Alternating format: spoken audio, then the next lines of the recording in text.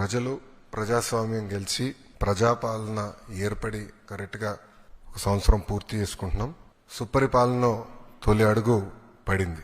విధ్వంస పాలన నుంచి ఏకంగా వికాసం వైపు మన ప్రభుత్వం ప్రయాణం ప్రారంభించింది. కేంద్రంలో ప్రధానమంత్రి గారు, రాష్ట్రంలో గౌరవ ముఖ్యమంత్రి చంద్రబాబు నాయుడు గారి నాయకత్వంలో ఆంధ్ర రాష్ట్రంలో డబుల్ ఇంజిన్ సర్కార్ అనేది ఈ రోజు నడుస్తుంది. ఒక ఉద్యోగాల విషయంలో చూస్తే మెగా డిఎస్సి ఏర్పాటు చేసి ఏకంగా 16,347 పోస్టులు ఈ రోజు ప్రజాప్రభుత్వం భర్తీ చేస్తుంది. ఈ మెగా డిఎస్సిని ఎట్టి పరిస్థితులు ఆపాలని ప్రతిపక్ష పార్టీ సుమారుగా 24 కేసులు, ఈ రోజుతో 24వ కేసు కూడా డిస్మిస్ అయింది సుప్రీంకోర్టులో. 24 కేసులు వేశారు. అయినా అవన్నీ తట్టుకుని డిఎస్సి ప్రక్రియ మేము పూర్తి చేస్తున్నాం. గడిచిన 10 సంవత్సరాల్లో రాని పెట్టుబడులు ఈ సంవత్సరంలో తీసుకొస్తాం జరిగింది.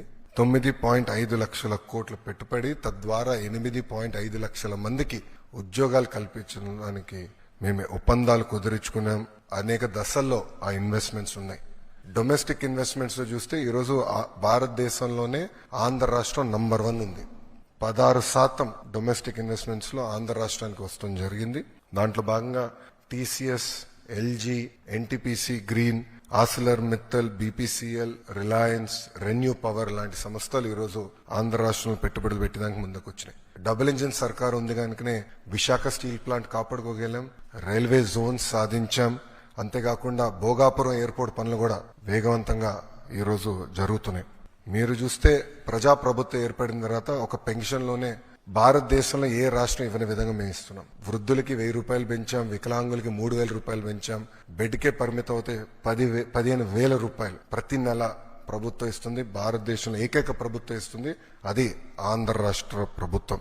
ఇంతేకాకుండా భారతదేశంలో ఎక్కడ లేని విధంగా 203 అన్న క్యాంటీన్లు ప్రజాప్రభుత్వం తిరిగి ప్రారంభించి ఈ రోజు నడిపిస్తుంది. గౌరవ ముఖ్యమంత్రి గారు ఇప్పుడే చెప్పారు, ఆగస్టు 15 నుంచి ఉచిత బస్ విధానం కూడా మేము అమలు చేస్తున్నాం. దీపం పథకం ద్వారా ఇప్పటికీ 2 కోట్ల గ్యాస్ సిలిండర్లు ఉచితంగా ప్రజాప్రభుత్వం తెలుగింటి ఆడబడుచులకి అందజేస్తాం కూడా జరిగింది. దాంట్లో కొన్ని సవరణలు తీసుకొచ్చి ఏకంగా ఆ డబ్బులు డైరెక్ట్ గా మహిళల అకౌంట్ లో కూడా వేయాలని ఒక నిర్ణయం కూడా ప్రభుత్వం తీసుకుంటాం జరిగింది.